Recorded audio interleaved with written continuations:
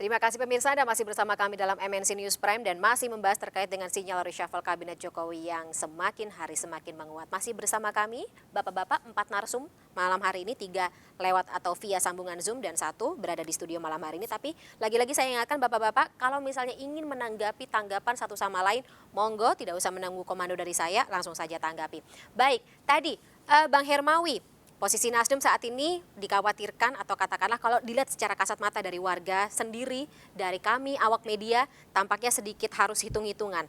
Seperti apa sih sebenarnya suasana kebatinan lagi-lagi dalam koalisi partai pemerintahan?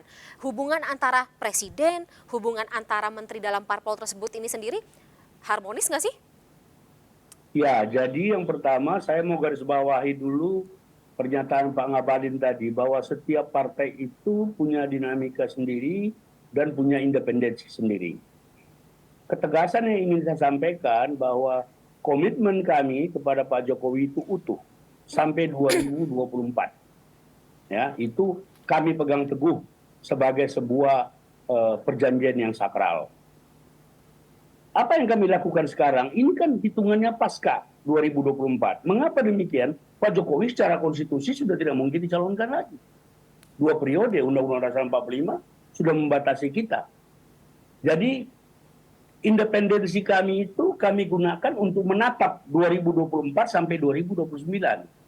Nah, tentang dinamika kabinet saya tidak mengerti karena saya bukan menteri, tetapi hubungan dengan partai-partai koalisi, bahkan dengan partai yang berada di luar pemerintahan, hubungan kita baik. Kecuali mungkin 1-2 personal yang Anda juga tahu, omongnya miring terus tentang Nasdem. Tapi itu pun kita juga tidak ambil hati, kita masih bertemu, masih bercengkrama. Kenapa? Karena politik ini kan untuk kepentingan bangsa. Ngapain kita berantem, ngapain kita berkelahi kalau kita mau sama-sama tujuannya baik buat bangsa. Jadi poin kami adalah kami memastikan bersama Pak Jokowi sampai 2024. Yang kedua, independensi Nasdem itu terjaga utuh. Kami tidak bisa di-pressure, tidak bisa diintimidasi oleh partai sebesar apapun partainya. Sebesar apapun partainya, nggak bisa, kita nggak bisa diintervensi. Yang ketiga, kita ingin membangun politik persahabatan, politik komunikasi, politik yang menghargai martabat kita. Kita semua sama, kita semua equal, kita semua sejajar. Nggak ada yang lebih dari yang lain. Karena undang-undang mengatur kita, kedudukan dan fungsi-fungsi kita sama. Jadi sekali lagi soal reshuffle, kami siap dengan konsekuensi apapun. Kalau itu terjadi, kami yakin itu karena pertimbangan-pertimbangan yang komprehensif dari seorang negarawan yang bernama Jokowi, yang juga kami dukung sejak awal. Partai sebesar apapun, Bang Hermawi, termasuk PDIP? Oh, saya tidak masuk partai sebesar apapun, sekecil apapun. Pokoknya Nasdem itu tidak bisa diberi sinyal untuk intervensi. Jadi poin kita adalah kita ingin membangun kebersamaan. Siapapun di Republik ini tidak bisa membangun negara sebesar ini sendiri. Harus bersama-sama. Oleh karena itu, pernyataan-pernyataan yang kami bangun di luar itu selalu pernyataan yang penuh dengan persahabatan. Dan kami diajari tidak usah mengganggu partai lain, menjaga etika. Kalau ada yang ingin kita sampaikan kepada yang berwenang. Tapi itulah, oke lah, itu kan cara masing-masing. Masing-masing orang punya cara sendiri. Biar saja ini berdinamika, tapi menurut saya situasi yang berkembang sekarang ini masih dalam koridor kebangsaan yang baik. Kita masih bisa say hello, kita masih bisa tahun baruan. Tidak apa-apa, menurut saya itu biasa-biasa saja. Tapi tolong dimengerti posisi kita masing-masing. Itu aja. Terima kasih. Bang Ruhut katanya nggak boleh intervensi tuh. Itu yang saya katakan ya. Kalau semua kader Nasdem seperti wakil sekjen, saya rasa nggak akan ada reaksi dari kami. Pasti nggak ada. Emang sekjen yang nggak seperti Bang Hermawi siapa? Seperti wakil sekjen. Tapi pengurus ketua dan lain-lain dari dalam hal ini wajarlah. Ya, apalagi dikatakan kami tidak lihat partai besar, ya kami memang ya kebetulan ya terima kasih Tuhan kami partai besar, ya. Tapi ingin saya katakan begini, semut kalau ibaratkan partai itu paling kecil, semut diinjak pun ngegigit kok, ya apalagi yang besar, nggak berterima kasih, dapat menteri yang enak-enak punya loh. Oh, 3 menterinya enak-enak kok. Udahlah ya. Mudah-mudahan kami PD Perjuangan tinggal berdoa saja kader-kader Bung Surya Paloh seperti wakil sekjen ini ya, ibaratnya damai damai di bumi gitu. Nggak usah lah. Saya udah berapa kali kok diundang di acara TV ini, sama yang lain beda Pak Wakil Sekjen ya. Maka nama saya ngamuk-ngamuk loh. Ngamuk-ngamuk ada rekamannya. Nah, tapi kalau Wakil Sekjen mantap, kita sahabat yang baik. Kami juga dengan Suasana partai yang kebatinan lain. beda kali ya, Sama-sama ada di orang tahun, Medan suasana Bang Luhut, kebatinannya sama-sama beda. Medan. Jadi sudah saling tahu kartunya. Mestinya begitu ya. Pak Surya Paloh juga kan ngomongnya lembut ya. Ini kader-kader, itu yang saya bilang tegas. Hak prerogatif Bapak Presiden. Semua nggak ada masalah kalau ada reshuffle, nggak ada. Tapi kok ngancam-ngancam. Itu yang kawan saya, mohon maaf kenapa mereka bereaksi. Ya, mereka orang-orang baik kok ya. Kader-kader PD Perjuangan ini. Oke. Itu Pak, Mbak. Tapi sedikit mungkin singkat saja Bang Ruhut, kalau dari PDIP sendiri punya bocoran nggak sih catatan tersendiri evaluasi kinerja menteri yang tidak memuaskan tuh siapa? Iya, pribadi-pribadi daripada kader ada yang menilai. Itu yang tadi Wakil Sekjen mungkin nggak bisa menerima ya. Oh, dari Nasdem maksudnya?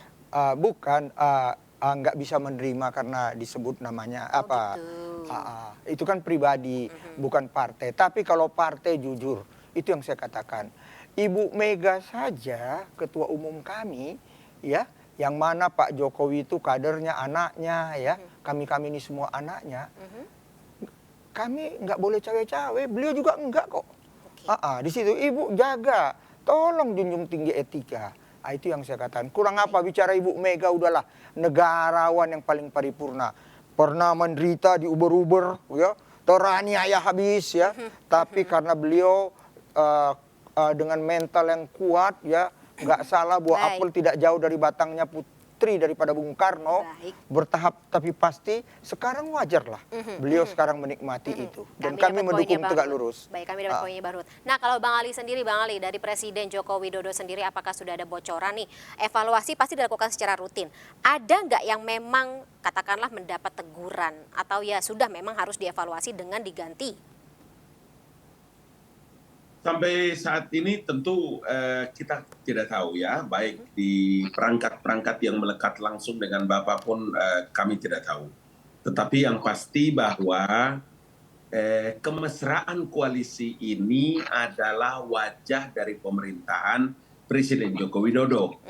Di antaranya adalah tentu saja bahwa semangat kerja yang ditunjukkan oleh Bapak Presiden dengan ketulusan hati, keikhlasan, tidak pernah memandang waktu pagi, siang, sore, dan malam ini adalah bentuk dari bagaimana koalisi yang indah, koalisi yang damai, koalisi yang luar biasa memberikan dukungan kepada Presiden.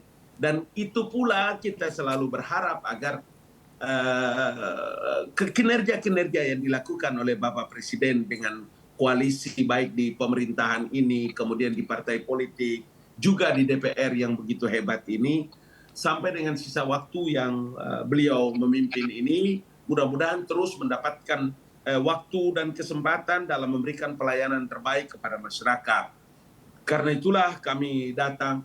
Saya kemarin di Sulawesi Tenggara, di Kendari, di Buton, di Wanci, di Bau-Bau, di mana-mana saya datang. Saya selalu menyampaikan kepada masyarakat tentang kinerja-kinerja yang dilakukan oleh Bapak Presiden. Kemudian koalisi yang dibangun selama ini juga adalah bagian yang tidak terpisahkan dari sebuah rahmat dan kasih sayang Tuhan untuk Republik ini, untuk rakyat Indonesia. Tapi untuk masa ketidakpuasan depan pasti ada Republik dong Bang Indonesia. Ali, manusiawi dong kalau tidak puas gitu, kalau tidak sesuai dengan standar ditetapkan. Karena kalau misalnya kita bicara mengenai kemarahan Pak Presiden mengenai kinerja para menteri atau para pembantunya, sudah beberapa kali terlihat gitu. Pasti ya, tidak ada satu kebijakan yang bisa diterima oleh hampir 300 juta rakyat Indonesia ini. Pasti ada yang ini. Tetapi kan kami di kantor staf Presiden diarahkan oleh Kepala Staf Kantor Staf Kepresidenan ini, Jenderal Muldoko, begitu juga di Kedeputian 4 dan semua kedeputian di sini itu, bagaimana kerja-kerja diseminasi dan komunikasi politik ini harus kami lakukan dengan baik. Karena cara-cara seperti yang dilakukan juga oleh MNC pada kesempatan malam hari ini adalah bentuk daripada mengedukasi para pemirsa, mengedukasi para penonton, supaya negeri kita harus damai, negeri kita harus baik. Kita tidak mungkin ada orang lain yang bisa datang memperbaiki republik ini kecuali kalau kita reshuffle, semua apakah yang kedamaian terlibat di itu sini. jadi tidak, ya katakanlah gini, kalau misalnya jadi reshuffle begitu, kedamaiannya juga pasti kan mau nggak mau terimbas dong, Bang Ali. Dari awal saya bilang, Fani, bagaimana orang pertama kali ditunjuk menjadi menteri itu luar biasa, gembira, bahagia, alhamdulillah. Nanti kalau pada akhirnya presiden mengambil keputusan untuk menggeser, mengganti, mengevaluasi, tetap dengan hati yang penuh ikhlas, terbuka, senyum juga, jangan menggerutuk, jangan bermacam-macam gitu, jangan bercerita macam-macam, karena inilah langkah-langkah yang dilakukan oleh presiden. Kalau kita datang dengan senyum, maka pergi pun juga dengan senyum. Datang tanpa muka, pergi tanpa uang. Harus satria begitu ya Bang Ali ya. Jadi mungkin singkat saja Bang Ali, kalau ada reshuffle, ini memang dipengaruhi oleh kepentingan jelang 2024 atau tidak? Dari awal saya bilang dua hal penting adalah evaluasi yang dilakukan oleh Bapak Presiden, dan yang kedua adalah program-program strategis nasional yang Bapak Presiden membutuhkan percepatan kerja dan langkah-langkah, dan pasti membutuhkan para pembantu-pembantu yang cepat dan mengambil kebijakan-kebijakan, langkah-langkah yang tidak boleh tertunda. Jadi saya mau bilang juga bahwa apapun yang terjadi, kewenangan tertinggi, hak prerogatif itu ada pada presiden, dan mari kita terima itu. Kalau benar-benar terjadi dengan senyum, dengan smile, dengan cinta kasih, tebarkan seluruh kedamaian untuk kepentingan kita bersama. Damai di dunia begitu ya, Mas Ken. Apakah ada dari hasil survei yang Indikator Politik Indonesia lakukan gitu, ketika responden meminta ini harus ada sektor yang diperbaiki A, B, C, dan ini bisa jadi masukan atau pertimbangan bagi presiden untuk kalau nanti ada reshuffle jadi dilakukan? Ya, survei kita memang memotret secara umum ya persepsi publik terhadap kondisi ekonomi nasional, meskipun juga kita juga kemarin sempat menyoroti soal kelangkaan minyak goreng yang sempat menjadi isu yang menjadi perhatian publik. Namun belakangan harga minyak goreng sudah mulai stabil, dan itu tercermin dari tingkat kepuasan yang sudah mulai merangkak naik karena harga bahan pokok yang sudah mulai stabil, dan juga tingkat inflasi yang sudah mulai lebih stabil saat ini ya. Jadi menurut saya memang tingkat inflasi itu sangat berkorelasi positif ya dengan berkorelasi dengan approval presiden. Jadi bagaimana presiden memanage berbagai sektor, baik itu sektor keamanan, sektor ekonomi, terutama sektor ekonomi yang sangat berpengaruh terhadap approval. Oleh karena itu menteri-menteri yang portfolionya mengurus terkait dengan kebutuhan pokok masyarakat itu memang selalu yang menjadi sorotan masyarakat itu di menteri-menteri di sektor-sektor yang berhubungan dengan bahan pokok itu tersebut gitu.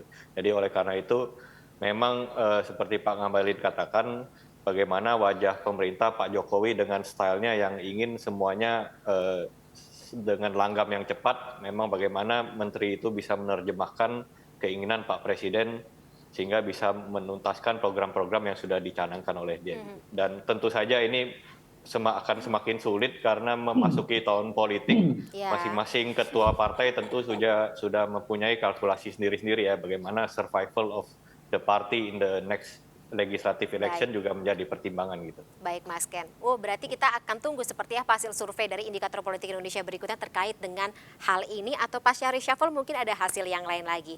Baik, terima kasih Bapak-Bapak. Sayang sekali karena durasi sangat sempit, kita harus sudahi dulu dialog yang cukup panas pada malam hari ini. Tapi terima kasih sekali lagi atas waktunya, baik dari Bang Ali Mohtar Ngabalin, kemudian juga Bang Hermawi Taslim, Mas Kennedy Muslim, serta Bang Ruhut Sitompul yang telah hadir malam hari ini. Sehat selalu Bapak-Bapak semuanya, kita jumpa lagi di lain kesempatan. Terima kasih, sampai jumpa. Dan juga demikian berakhir pula perjumpaan kita dalam MNC News Prime malam hari ini pemirsa. Tetaplah menonton MNC News Prime setiap hari Senin sampai dengan Jumat pukul 20.00 waktu Indonesia Barat.